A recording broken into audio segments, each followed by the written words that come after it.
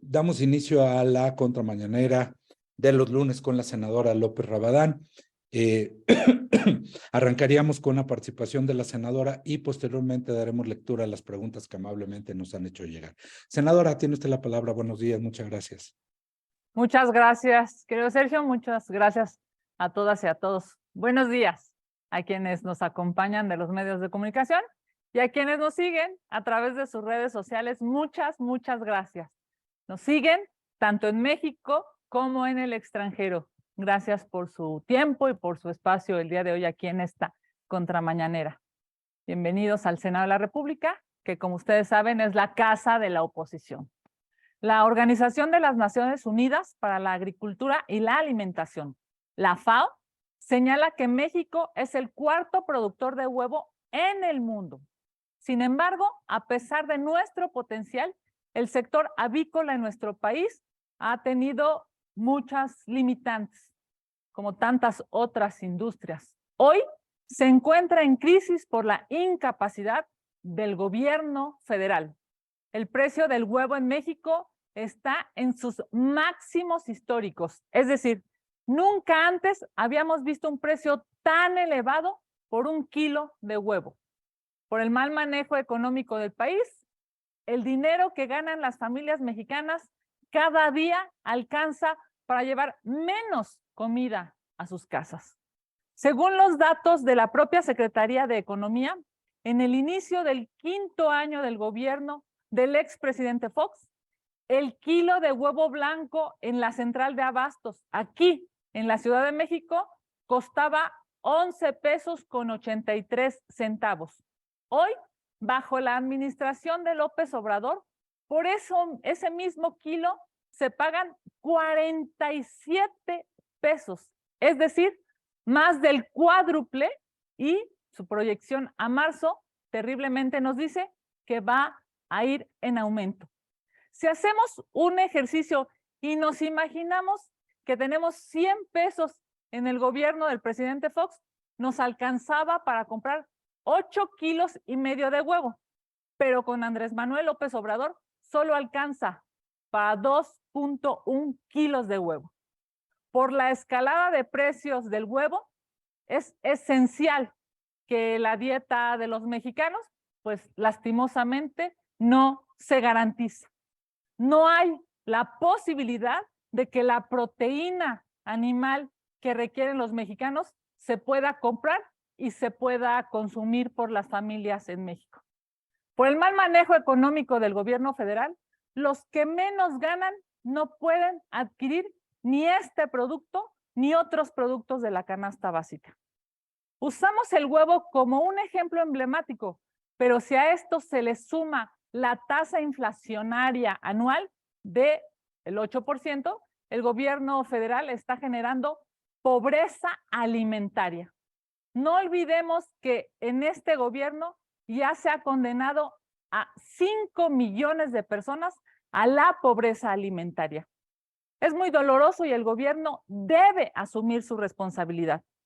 Las malas decisiones en materia económica del gobierno federal ocasionan que los que menos tienen, menos puedan adquirir.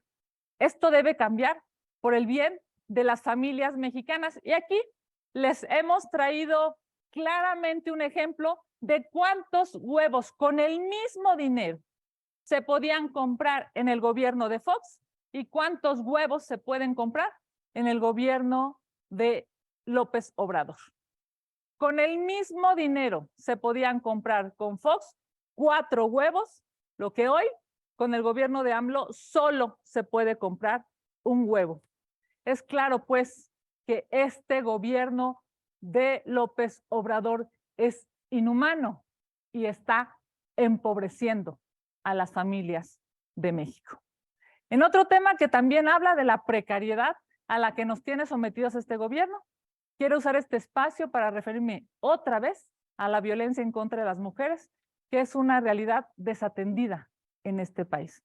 Desde el gobierno federal se ha desestimado la violencia contra las mujeres, se han minimizado los feminicidios, las agresiones. Es más, se han atrevido a decir incluso que las llamadas de emergencia son falsas. Todos vimos cómo encubrieron a los candidatos de Morena y a los amigos del presidente acusados de acoso y de abuso sexual. Por si fuera poco, desde Palacio Nacional se ha revictimizado a las mujeres que se han atrevido a alzar la voz y a denunciar a sus agresores. Uno de los más claros ejemplos de impunidad es Pedro Salmerón, el historiador que fue propuesto por el presidente López Obrador para ocupar la embajada de Panamá y que fue acusado por varias alumnas de acoso sexual.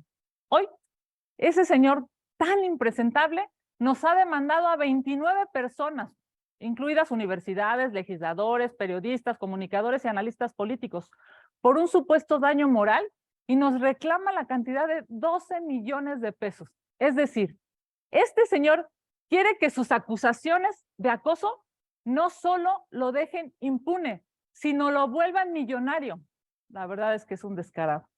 En lugar de que el señor Salmerón haga una evaluación ética sobre su actuar y rectifique, inicia un litigio contra quienes le creímos a las víctimas. Levantamos la voz en contra de la violencia que este señor ejercía y luchamos porque personas como él estén lejos de los cargos públicos que evidentemente les generarán no solamente dinero, sino además impunidad. Sin duda, hoy le digo al señor Salmerón que su infundada demanda será contestada, porque el gobierno federal debe dejar de encubrir a violentadores de mujeres. Muchísimas gracias. Sergio, vamos a sus preguntas. Senadora, muchas gracias. Arrancamos con dos preguntas sobre el mismo tema, Israel Aldave y Gerardo Segura.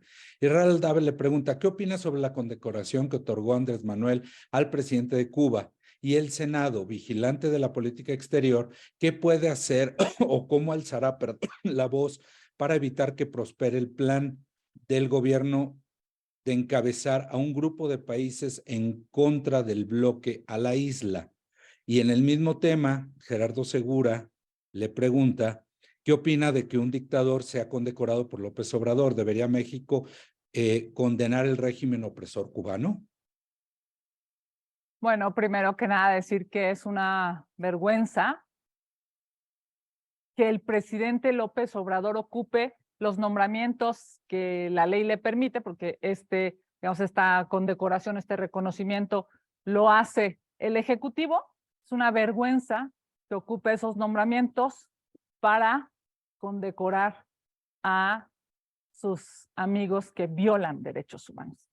Es claro y es público que el gobierno de Cuba no permite las manifestaciones, encarcela a sus opositores y, por supuesto, no da garantías de protección de derechos humanos a quienes viven en Cuba y no están de acuerdo con este régimen que, por cierto, entre otras cosas, se parece mucho al de López Obrador porque empobrece a las personas.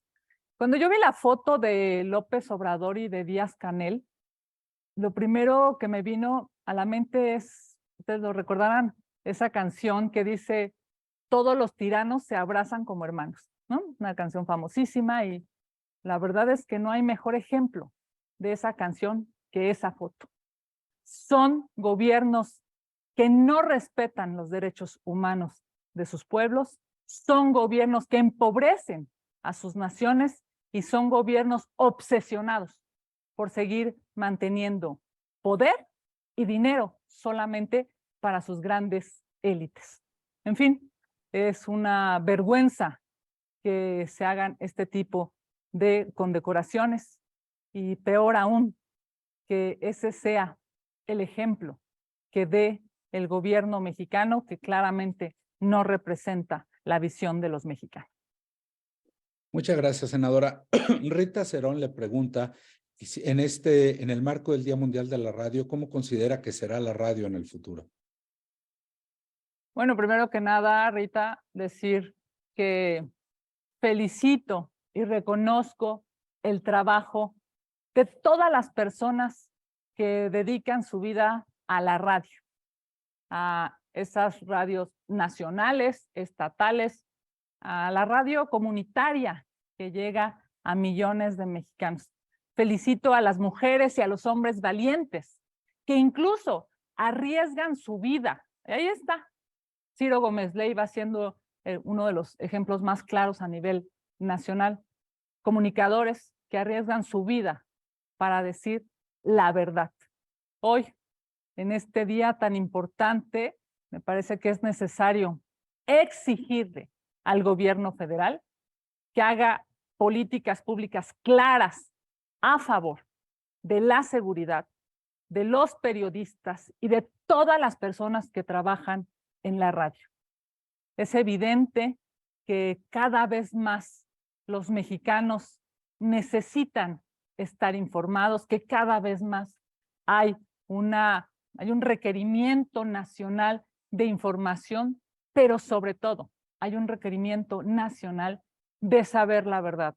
A todas las mujeres y a todos los hombres que hacen de su vida diaria justamente esta profesión, este mecanismo de comunicación para llegar a millones de mexicanos, a todas ellas, a todos ellos, muchísimas felicidades. Y por supuesto, esperar que la radio a futuro sea libre, sea veraz, sea protegida por las instituciones mexicanas. Gracias, senadora. Vero Macías y Adrián Ojeda le preguntan sobre el mismo tema. Leo las dos preguntas. Primero, Vero Macías. Siguen sin sesionar las comisiones de Gobernación y Estudios Legislativos Segunda para analizar y votar la cláusula de vida eterna. Se acusa de un retraso para que la Suprema Corte no pueda resolver las acciones antes del proceso en el Edomex y Coahuila. ¿Qué opina de ello? Y Adrián Ojeda, en el mismo tema, le dice: quisiera saber si es que su grupo parlamentario puede o no presionar a la comisión que encabeza la senadora Mónica Fernández para analizar ya en comisiones lo que falta del plan B, ya sea solos o con todo el bloque de contención, ya que el tiempo corre y esto está agotando el tiempo. Bueno, primero que nada decirles, el plan B por sí mismo es un plan destructor. El plan B por sí mismo lastima a las instituciones democráticas que nos hemos dado. Ahora, este fin de semana, hemos visto este análisis del colectivo de mujeres en plural, cómo pues va a haber una merma de los derechos que ya las mujeres habían adquirido para las campañas. El plan B daña a las instituciones, daña al INE, daña a los OPLES y daña a las mujeres. Además, por cierto, también daña a los partidos políticos y daña a los gobernadores y a los alcaldes. Así es que nosotros seguiremos diciendo no a este plan B, que claramente es un plan destructivo. Y todas las artimañas que ocupe este gobierno, todas las reclamaremos, por supuesto, en la Corte. Y esperamos que la Corte pueda resolver en tiempo y forma.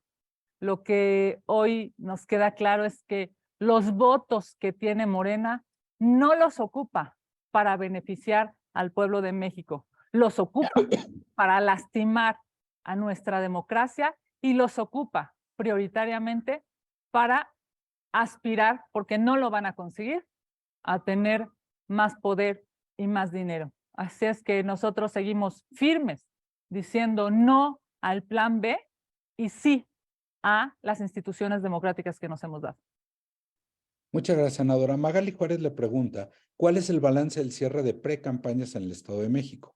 El equipo de Delfina Gómez se quejó de que quisieron sabotear su evento y además son los que más denuncias presentan ante las autoridades electorales. Claramente ya iniciaron, digamos, las fuerzas, los pesos y los contrapesos en el Estado de México. Y yo, siendo muy respetuosa, por supuesto, del proceso electoral, solamente decir que el Estado de México no se merece una gobernadora que públicamente ha dicho que es una delincuente confesa. No puede ser que el Estado de México tenga como pues, titular del Poder Ejecutivo a una señora que a su paso por la SEP simple y sencillamente la mermó, la lastimó y continuó con esa destrucción de algo que debería ser importantísimo para los mexicanos, que es la educación. Yo creo que por donde sea que la señora Delfina se haya parado, lo único que ha hecho es restar y no sumar. Así es que ojalá y sea una contienda limpia, ojalá y sea una contienda democrática. Y por supuesto, pues ya se vio claramente ayer o este fin de semana que pues va a ser una contienda muy, muy interesante. Ojalá y gane la democracia. Gracias, senadora. Karina Aguilar le pregunta, ¿qué opina de que Pemex comprometió 5,000 millones de pesos en la renta de 2,000 camionetas para el combate al huachicol, con una empresa señalada por diversas anomalías y que además este delito no esté bajando? Sí, bueno, a ver, primero, es claro que todas las promesas que dio el presidente de la República no las ha cumplido, incluyendo esta de el huachicol o del combate al huachicol. Y Pemex, ya sabemos, ¿no? Es una empresa deficiente, es una empresa que en lugar de aportar lo que históricamente, por cierto, había aportado, hoy con el gobierno de López Obrador, pues está teniendo una merma brutal que se paga, entre otras cosas, se paga con los impuestos de los mexicanos. Pemex es el mejor ejemplo de cómo Morena no sabe gobernar. Pemex es el ejemplo más claro de la ineficiencia y la corrupción de Morena y de López Obrador. Así es que esto de las camionetas es una mancha más al tigre, es una muestra más de la corrupción, de esos amiguismos y de esos contratos a modo, que por cierto son la mayoría del gobierno de Morena. Es claro pues que no quieren ayudar a los mexicanos, lo que quieren es ayudar a sus cuates y enriquecerse. Gracias, senadora. Gerardo Segura le pregunta, ¿debería pedir licencia a Rocío Abreu ante la enorme corrupción y atropellos a la ley que la rodea y que se puso al descubierto en los videos recibiendo fajos de billetes? Por supuesto, debería de pedir licencia. Como deberían de pedir licencia y retirarse del cargo todos los que fueron filmados con estos nuevos videoescándalos de Morena. Claro que es dinero ilegal, es claro que es un delito y evidentemente no deberían estar siendo hoy servidores públicos después de esos videos de los que, por cierto, el presidente de la República no se escandaliza, no se preocupa. Se preocupa cuando sucede algo en la oposición. Se preocupa, vamos, se escandaliza cuando una ministra no se para a aplaudirle, pero no se escandaliza cuando ve a varios señores y señora de Morena agarrando fajos de billetes y metiéndolos a bolsas de papel. Claramente el presidente de la República tiene una doble moral y es un hipócrita. Gracias, senadora. También Gerardo Segura le pregunta, la inflación sigue imparable y López Obrador la minimiza de manera inmoral y no hace nada eficaz para frenarla, mientras muchos viven a diario severas dificultades para llevar a la mesa algo que comer. ¿Qué opina usted? Pues absolutamente de acuerdo. Este es el ejemplo más claro. Este es el ejemplo de cómo el discurso de Morena solamente es demagogia y palabrería. Es una vergüenza que López Obrador esté generando esta pobreza alimentaria. Es inhumana la forma en la que Morena está administrando este país. Así de claro, estos son los huevos que se podían comprar con el mismo dinero que hoy solo se pueden comprar estos. No necesitamos más que esta imagen para demostrar que Morena empobrece a los mexicanos y que no saben hacer gobierno. Muchas gracias, senadora. Ernesto Osorio, para finalizar, le pregunta, ¿cuándo van a desahogar el nombramiento de los 2 comisionados que faltan del INAI? Y si no piensan urgir a que se constituya el Comité Técnico Evaluador que habrá de elegir a los 4 consejeros nuevos del INE. Por supuesto que sí, va a haber de entrada el INAI. Un saludo a Ernesto, que por cierto tiene 25 años, creo que lo he visto en alguna de las fuentes en las que he estado.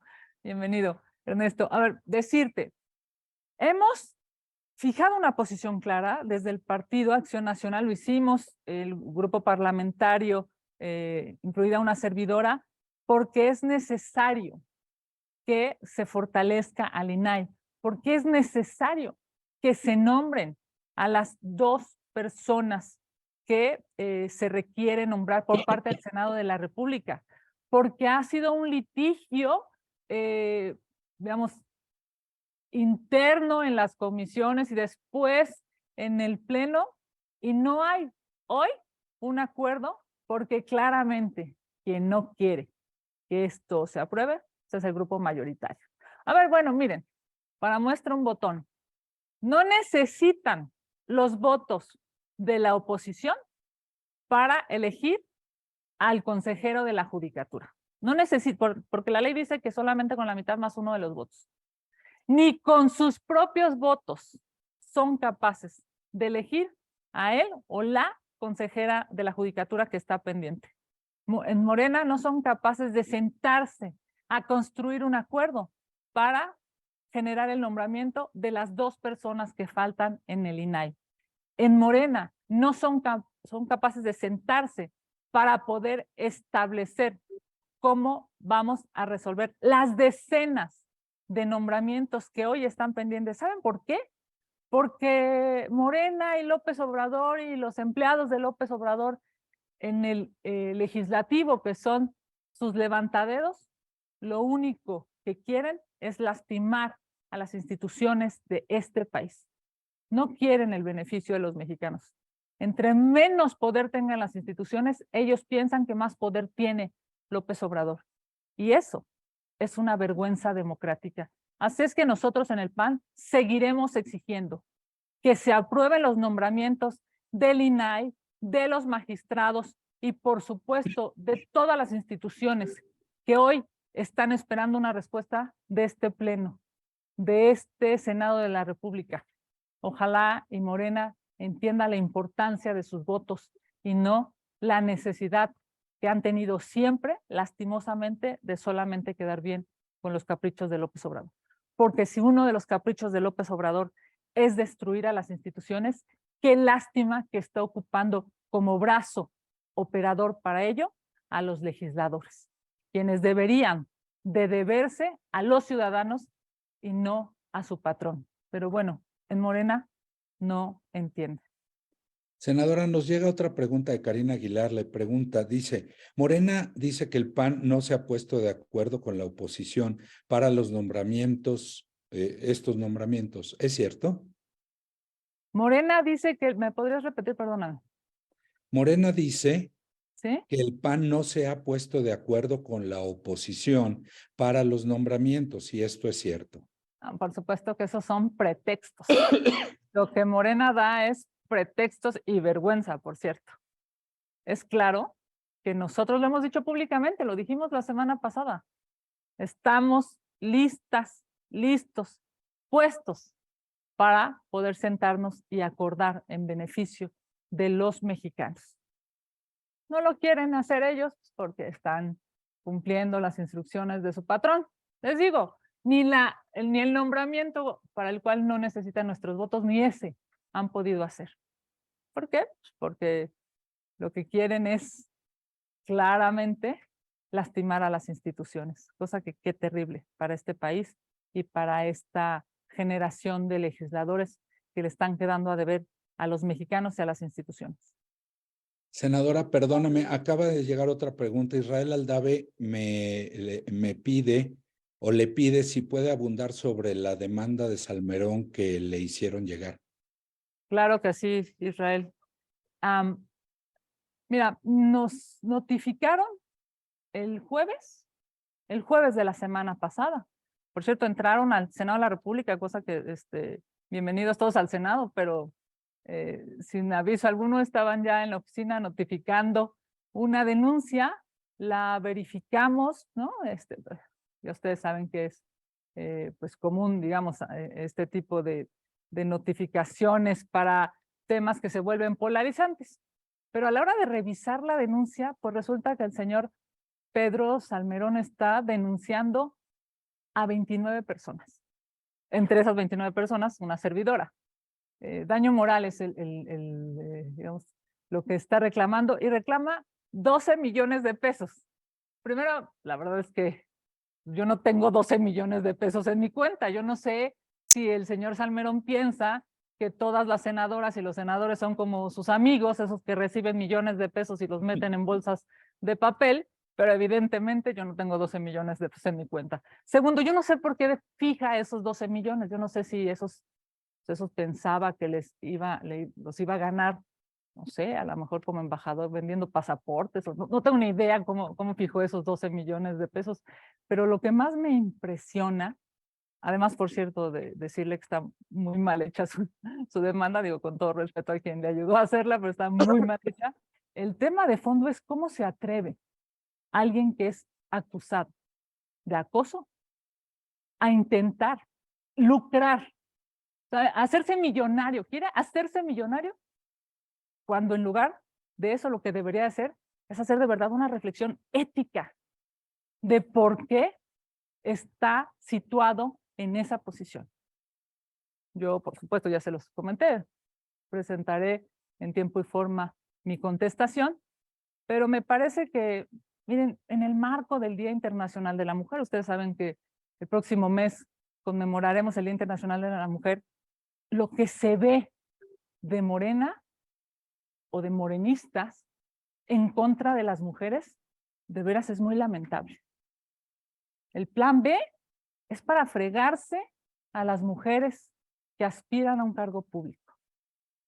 Esta demanda de Pedro Salmerón es para lastimar a quienes les creímos a las víctimas. Ese es el tema de fondo, es un asunto ético. Pues, ¿qué no ellos decían que les creían a las víctimas? ¿Les dejaron de creer ya cuando son gobierno? A mí me parece pues que es una gran equivocación pensar que además de ser acusado de ser un acosador, el señor se quiera volver millonario. En fin, los de vela de cuerpo entero. Senadora, nos pide la palabra Leti Robles, está conectada. Leti, tienes la palabra, por favor. Muchas gracias. Buenas tardes, senadora. Buenas tardes. Hacerle una precisión y una pregunta. La precisión es, senadora, además de usted, ¿a qué otros legisladores está demandando este señor? Si nada más son del PAN o son de diferentes grupos parlamentarios, o además son personas ajenas al Senado de la República. Digo, en un principio es evidente que ustedes son libres de expresarse como legisladores y no procede una demanda de este tipo, pero aparte de eso, senadora, como precisión de esa información, me gustaría también preguntarle de manera directa, senadora, ¿es verdad que el PAN tiene un interés específico en que la candidata Yadira Alarcón sea la próxima comisionada del INAI y que a cambio de eso ha ofrecido a Morena que el PAN le dará los votos a Morena por el candidato que Morena quiera? Y se lo pregunto porque, bueno, esto ha generado alguna polémica, dado que Yadira Alarcón, bueno, pues tiene antecedentes de empatía con el PAN, lo cual no es ningún pecado, pero no está entre las primeras mejor evaluadas. Antes que ella hay 4, y ustedes habían dicho mucho que se iban a fijar mucho en la evaluación que tuvieran, en el desempeño que tuvieron frente a comisiones, en la observación con las organizaciones sociales y en su trayectoria misma. Le agradezco mucho. Muchas gracias, Milete. Primero, en el tema de la demanda del señor Salmerón, somos 29 y adentro de esa lista hay universidades, hay políticos, hay analistas, hay periodistas, hay, por supuesto, también legisladores. Por respeto, digamos, a sus nombres y a quienes están involucrados en esta demanda, seguramente ellos lo harán saber en su momento. Somos 29, bueno, hasta a una universidad, evidentemente, ha involucrado. Yo creo que de verdad Yo no sé quién le hizo esa propuesta o de quién fue la idea, pero sin lugar a duda fue una idea grande, por no decir, ¿no? Otra cosa. Es evidente que es un gran error. Yo te voy a decir, cuando la estaba leyendo, no imaginé cuál es el sentido. Si el sentido es hacerse millonario, si el sentido es hacerse famoso, si el sentido es quedar a la luz pública como no solamente como un acusado de abuso, sino también como alguien que quiere lastimar a quienes le creemos, a las víctimas. Pero cualquier resultado me parece que es negativo para el señor Salmerón. Yo no sé quién se lo propuso, pero pues, es un absurdo, es un abuso, es una, yo diría, es una falta de entendimiento de los derechos de las mujeres y de lo que estamos viviendo en este siglo y de lo que hemos avanzado a favor de las mujeres. Después de ver la demanda me queda claro que no entiende, no puede, digamos, tener un razonamiento de género, no puede tener un razonamiento a favor de las mujeres. Yo diría incluso, me confirma que aquello que dijeron sus víctimas, pues seguramente está basado en un hecho verídico. En fin, el tema del INAI. Mira, he leído, por cierto, leí tu publicación, he leído las publicaciones a propósito de este tema y yo te diría, el tema no es del PAN o de la comisión o de algún partido político de oposición. El tema de fondo es que Morena no quiere aprobar estos nombramientos del INAI. Esa es la verdad. No quiere aprobar ni estos nombramientos ni todos los que están pendientes. Y no es un asunto de nombres, porque yo creo que más bien ese es el pretexto que están ocupando, ¿no? Que si es cercano a un partido, que si es cercano a una persona, no es cierto. Lo que están haciendo es dejar al INAI para que, como dice tu nota, por cierto, pues, casi muera de inanición. Y eso es terrible, porque si una vez que sale el siguiente comisionado, que es Francisco Acuña, y entonces este instituto solamente tiene 4 integrantes, y el presidente lo que quiere es paralizarlo, y los morenistas lo que quieren es paralizarlo, pues dejarán claro por qué. Cuando López Obrador, por ejemplo, era jefe de gobierno, vetó la ley de transparencia. Yo me acuerdo perfecto. ¿Saben? Seguramente ustedes lo recordarán. En aquella ocasión, se llamaba InfoDF, si no mal recuerdo, pero en aquella ocasión, él siendo jefe de gobierno decía que esas instancias no servían.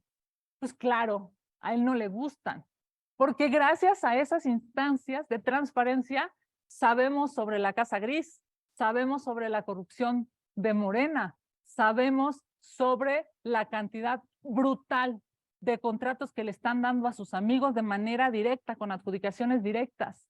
Los periodistas mismos tienen la posibilidad de tener información gracias a las solicitudes de información.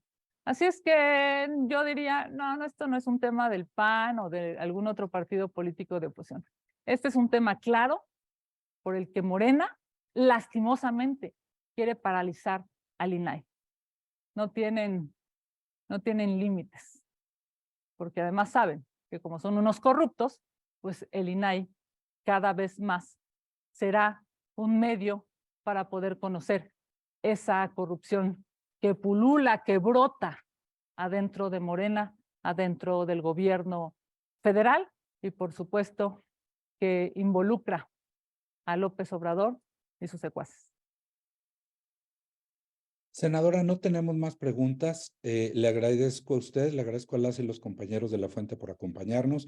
Les estaremos enviando los materiales conforme los vayamos construyendo. Muy buenos días, muchas gracias. Muchas gracias, querido Sergio. Muchas gracias a todas y a todos. Que sea una gran semana para todos. Un abrazo. Gracias por conectarse.